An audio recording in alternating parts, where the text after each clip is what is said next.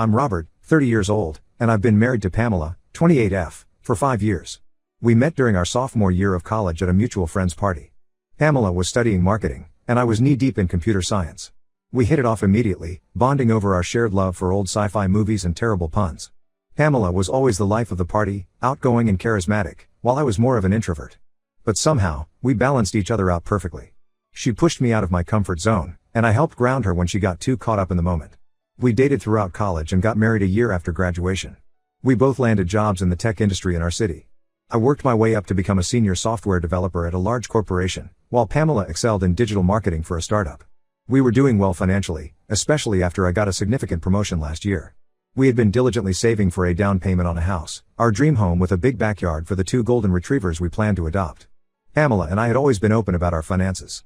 We had a joint account for household expenses and savings, but we also maintained separate accounts for personal spending. It was a system that worked well for us, allowing us financial independence while still working towards our shared goals. About 3 months ago, Pamela came home from work looking upset. When I asked what was wrong, she burst into tears. Between sobs, she told me that her sister, Amy, 32F, had been diagnosed with a rare form of cancer. The treatment was experimental and incredibly expensive, not covered by insurance. Pamela was devastated. Some background on Pamela's family. She and Amy lost their parents in a car accident when Pamela was 15 and Amy was 19. Amy had essentially raised Pamela after that, putting her own college plans on hold to ensure Pamela could finish high school and go to college. They've always been incredibly close, more like mother and daughter than sisters. Hearing about Amy's diagnosis, I didn't hesitate. I told Pamela we could use our savings to help Amy. It was a lot of money, $90,000 to be exact, but Amy was family. She had been there for Pamela when no one else was, and now it was our turn to be there for her. Pamela was incredibly grateful, thanking me over and over. She said she'd handle everything, transferring the money, dealing with the hospital, all the paperwork. I trusted her completely, so I didn't ask any questions. Over the next few weeks, Pamela seemed stressed, but I assumed it was worry about Amy. She was on her phone more than usual, but again, I thought she was just coordinating things with the hospital or checking in on Amy. I tried to be supportive without prying, knowing how difficult this must be for her. Then, about a month ago, I ran into Amy at our local grocery store. I was surprised to see her out and about, thinking she'd be in the hospital or at least resting at home. When I mentioned the treatment and asked how she was feeling, Amy looked confused. She had no idea what I was talking about. I tried to stay calm as I explained about her cancer diagnosis and the expensive treatment we were helping to fund. Amy was shocked. She told me she was perfectly healthy and had just had a checkup last month. Everything was normal. I felt like the world was spinning. I mumbled something about a misunderstanding and rushed home, my mind racing. When I got there, Pamela was on the couch, scrolling through her phone. I confronted her immediately, demanding to know what was going on. At first, Pamela tried to deny everything. She said I must have misunderstood Amy, that Amy was probably just trying to keep her illness private. But as I pressed her, recounting exactly what Amy had said, Pamela broke down. The truth came out, and it was worse than I could have imagined. There was no cancer. No treatment. Pamela had been having an affair for the past year with a coworker, Marcus, 35M. Marcus had gotten into some trouble with loan sharks, owing them $85,000. He had convinced Pamela to get the money from me, promising they'd run away together once his debts were paid. I couldn't believe what I was hearing. The woman I loved, who I thought I knew better than anyone, had betrayed me in the worst way possible. She had not only cheated on me but had stolen our entire savings, money we had worked so hard for. Pamela begged for forgiveness, saying she had made a terrible mistake. She claimed Marcus had manipulated her, making her believe he was in real danger if he didn't pay off these loan sharks. She said she had planned to pay the money back before I ever found out, that she and Marcus were going to start a business together that would make us all rich. I was in shock. I didn't know what to do or think. I told Pamela to get out, that I couldn't even look at her right now. She left, crying and apologizing, but I couldn't bring myself to care. I've been staying with my best friend, Rick, for the past week. Rick and I have been friends since high school, and he's been an incredible support through all of this. I can't bear to be in our apartment, surrounded by memories of what I thought was a happy marriage. I've contacted a lawyer to discuss my options. The lawyer says that because Pamela and I had joint accounts, it might be difficult to prove theft in a legal sense. However, we might have a case for fraud, especially if we can prove that Pamela used deception to get me to agree to transfer the money. Pamela keeps calling and texting, alternating between begging for forgiveness and accusing me of giving up on our marriage too easily. She says if I really loved her, I'd understand that she made a mistake and give her another chance. I've blocked her number, but she keeps finding ways to contact me, through mutual friends, creating new email addresses, even sending letters to Rick's house. Her sister Amy has reached out too. She's furious at Pamela for using her like this, for lying about something as serious as cancer. Amy has offered to testify if we end up going to court, to confirm that she never had cancer and knew nothing about this scheme. I feel like my whole life has been a lie. Pamela and I had talked about starting a family soon. We had plans, dreams.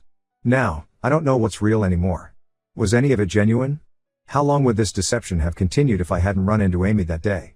I'm trying to focus on practical matters now. I need to figure out what to do about our apartment lease, which is in both our names. I can't afford it on my own now that our savings are gone. I'm considering moving to a different city, maybe even a different state. A fresh start sounds appealing right now. Work has been understanding, giving me some time off to deal with all of this.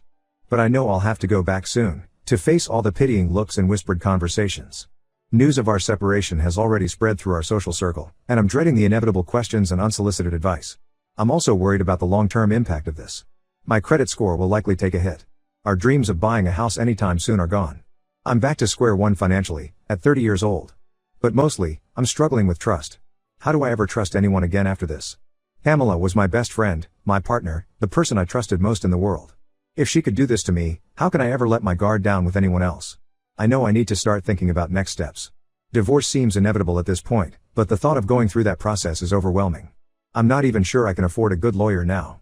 Has anyone been through something similar? How did you move forward? Any advice would be appreciated because right now, I feel completely lost. How do I rebuild my life from here? Update 1 first, I want to thank everyone for their support and advice. Your comments and messages have been a lifeline during this difficult time. It's been a challenging couple of weeks, but I'm hanging in there. A lot has happened since my last post. After lengthy discussions with my lawyer, we decided to file for divorce and press charges against Pamela for fraud. It was a difficult decision, but I knew I couldn't stay married to someone who could betray me like this. The lawyer believes we have a strong case, especially with Amy's testimony and the bank records showing a large transfer.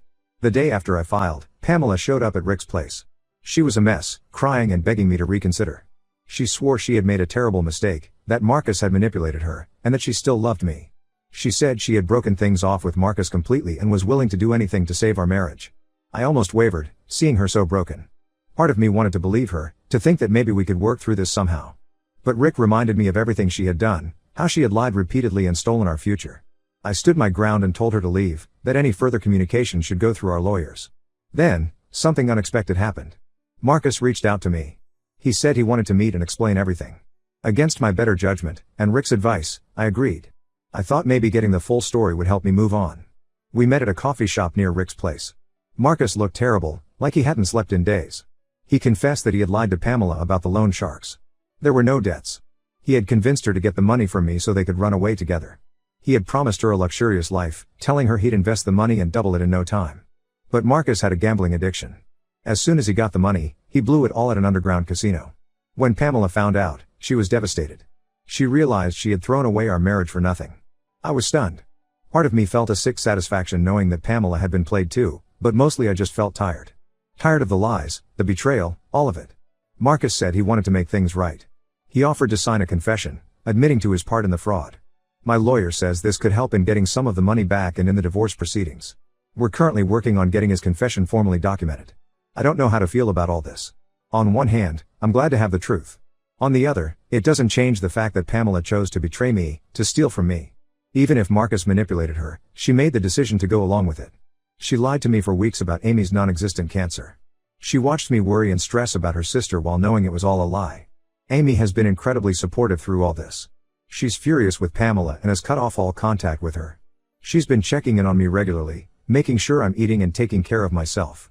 It's strange, I always thought of Amy as Pamela's sister, but now I'm realizing she's become family to me too over the years. I'm still staying at Rick's, but I know I need to figure out my next steps soon. The apartment lease is in both our names, and I can't afford it on my own now. I've started looking at smaller apartments in different parts of the city. I'm even considering moving to a different state altogether. My company has offices in several cities, and they've said they'd be open to a transfer if that's what I need.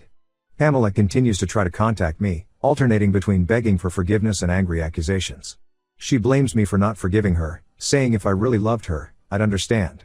She's even tried to get her friends to talk to me on her behalf. I've had to block several numbers and social media accounts. I'm trying to focus on myself now.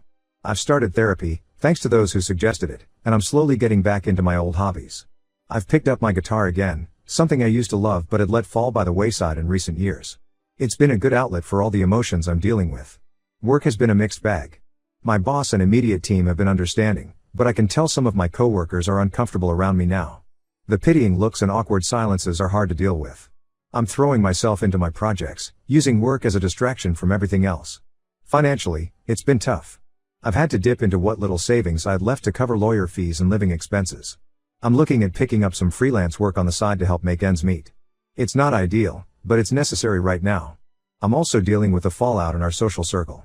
Some mutual friends have taken sides, with a few surprisingly supporting Pamela. They say I'm being too harsh, that everyone makes mistakes. It's been eye-opening to see who my real friends are through all this. I'll update again when there are any new developments.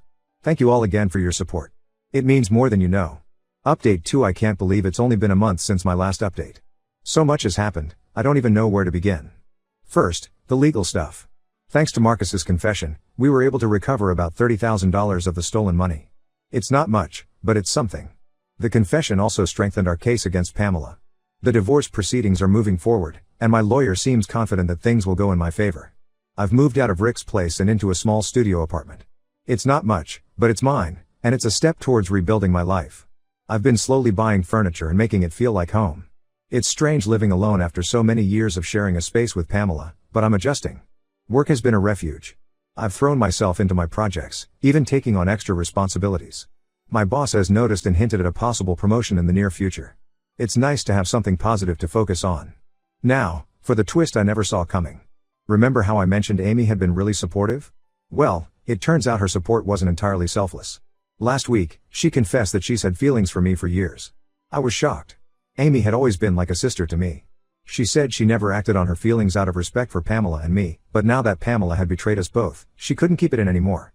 She said she had always admired how kind and dependable I was, how I had supported Pamela through tough times, and how I had always treated her, Amy, like family. I didn't know how to respond. Amy is attractive and we've always gotten along well, but I'm still reeling from Pamela's betrayal. The last thing I need right now is more complications. Plus, the idea of dating my soon-to-be ex-wife's sister feels wrong on so many levels. I told Amy I needed time to process everything. She understood but said she'd wait for me, that she knew we could be good together. She pointed out how well we've always gotten along, how she's always been able to make me laugh even in tough times. She said she knows it's complicated, but she believes we could build something real together. As if that wasn't enough drama, Pamela found out about Amy's confession. I'm not sure how, maybe Amy told her, or maybe Pamela overheard something. Either way, she showed up at my new apartment in a rage. She accused me of having an affair with Amy all along, saying this was why I was so quick to divorce her. I tried to explain that nothing had happened between Amy and me, that I had only just found out about her feelings. But Pamela wouldn't listen. She threatened to tell everyone that I was the real cheater, that I had been sleeping with her sister behind her back for years. I lost it. After everything she had done, she had the audacity to accuse me of cheating? I told her to go ahead, that nobody would believe her lies anyway. I reminded her of all the pain she had caused, how she had stolen not just our money but our future. I told her about the nights I had spent unable to sleep, replaying every moment of our marriage, wondering if any of it had been real. Pamela broke down then. She admitted that she knew she had no right to be angry, that she was just lashing out because she couldn't bear the thought of me moving on, especially with Amy. She begged me again to give her another chance, saying she would do anything to make things right. For a moment, I almost felt sorry for her. I could see the Pamela I had fallen in love with, the woman I had thought would be by my side for the rest of my life. But then I remembered the weeks of lies, the betrayal, the theft.